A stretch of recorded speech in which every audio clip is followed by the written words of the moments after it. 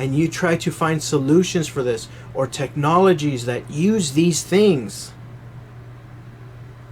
then you will be able to become a trillionaire or a billionaire, and you will be able to make the world a lot better. Now, do you want to make the world better and your life better, become a trillionaire and your family and all your friends' lives better? Or do you want to work at Chick-fil-A and make minimum wage and live paycheck to paycheck for 80 years? If you want to work for someone like in a factory, or you want to work a minimum wage job or be a policeman or a fireman, which ain't gonna really do shit for the world, then this is not for you. But for those who want to innovate and change the world and make the world a lot better for the whole damn world, so that we don't have third world countries, everybody in the world has a home, everybody has electronics, everybody has entertainment, and we're all contributing to this world and society, and life is a lot easier, it's less depressive, it's more fun, exciting. We're doing shit, we're actually making things happen instead of us just working at a freaking random factory making useless novelties that end up going to the trash when it's all done, and creating more trash for the world. We're basically just creating trash, like all those fun pop figures or whatever. It's just a bunch of junk toys. If those markers, they're eventually going to become trash. All these things that we create is just going to be garbage. So this thing right here might potentially make you a trillionaire, and it's worth your time and effort to develop it and to actually make trillions off of it. Fusion energy innovation. Fusion energy has not been invented yet. Some people say they have, but they have not invented it in the proper way, and they have not made it so that the whole world can use it. But what fusion energy is basically like a nuclear reaction that fuses two atoms together. And you will have to learn physics and engineering and all this crap to develop this technology, but you can do it. You can do it even if you have no experience in physics, in mathematics, or something like that. In engineering, I'm pretty sure any human can invent it. You just need to think about it, put your brain to it, get a team of people. Get a team of about 100 people, about 100 engineers. Say, look, we're gonna develop a fusion reactor, and we already have most of the answers. They already have most of the answers of fusion technology. The goal is to fuse two atoms of, I think it's hydrogen, two hydrogen atoms together, and you create fusion.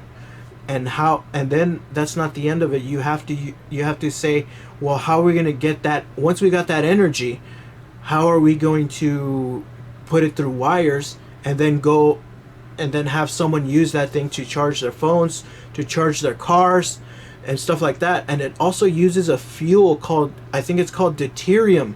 Deuterium is like a type of water. I think, I'm not exactly sure, but a physicist or someone that knows about physics or fusion technology would be a lot better at answering this than me, because I don't know everything about it. I've only know little bits and pieces, but I think the fuel of the fusion reactor is called deuterium, which is basically just a fancy word for heavy water. It's basically water that they get from the ocean. It's a little bit heavier. It has, instead of it being H2O, I think it's H3O, but I could be completely wrong here. I really do need the help of someone else to explain it, but fusion technology innovation can potentially make you a trillionaire and a billionaire and make the world a lot better, as long as you don't get so greedy with the technology that you use it for something bad. Don't forget, when you create the technology, remember this damn video, you're doing it for the better of humanity, not for you to get billions of dollars and for you to freaking think like you're a fucking big boss or something like that. The goal was that you're in this shitty state where where people have no jobs, people have no homes, people are starving, people are killing themselves, there's wars, the world is divided. Fusion energy is supposed to unite people, give people energy, give people electricity for free, or give people electricity at a very, very low cost for them to afford it, for them to improve the world. And the world in about 100 years or 50 years will become a lot greater, a lot easier. Life will become a lot more fun. Humans will be able to enjoy their lives more instead of working 8 hours a freaking day just so that they could survive every single week. That's the mentality we should be thinking of. How do we make humanity greater? How do we make humanity greater? Not just white people, not just black people, not just Mexicans, not just Asians. We actually need to think like a human species, because we're far beyond the time of information.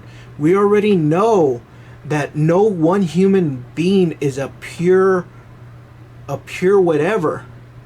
We all originated from Africa, and then we started to evolve separately in other places around the world, and we developed different skin colors, we developed different dietary tolerances and shit like that. But we're all human beings.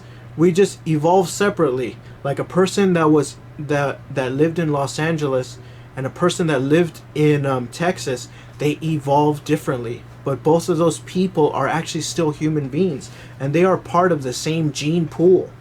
They're part of the same human species. They're not from a different one, even though they might want to believe that, but in reality they're not. Alright, here is another potential $1 million, $1 billion idea that you can work on, that I believe you can work on. Get a team of hundreds of thousands of people that can fund you, support you, and all this crap. Figure this crap out. Devote your life to it. Transportation technology. Now, we have cars, we have planes, we have trains, right? That is still not enough. We need to move faster. Your car goes 65 miles per hour, right? So when you need to get somewhere in an hour, if you're driving for an hour, that's too damn long. We need something that goes from 0 to 1,000 and then stops really fast so that we can get in destinations a lot quicker. Because the faster we get to a destination, the more time we have for ourselves, the more time we have to relax and to do shit. Back in the day, back before my time, when they had no cars, people had to walk, or they had to take a horse somewhere. So to go 10 miles, they would take a horse, and it would take them hours to get to that place. And they would load their horse or their wagon with all their shit, and it would take them, sometimes if they wanted to go to another city, they want to go from one city to another city, they would have to pack a whole freaking wagon with food, with clothing, with furniture, with all kinds of shit, a mechanic, so much garbage, and they would have to travel a whole 2 or 3 days just so that they could go to the next city. Now, if I want to go to the next city, I get in my car and I'm there in 10 minutes. That's how far we have come with transportation technology. But I'm telling you right here and now, just because we come that far doesn't mean we are done. We need to get to places faster and quicker. If I want to go to New York, I'm here in Los Angeles. If I want to go to New York, it's going to cost me 8 hours of my time to go there. It's going to cost a bunch of fuel, and it's going to cost about $1,500 maybe, or maybe $800 or less.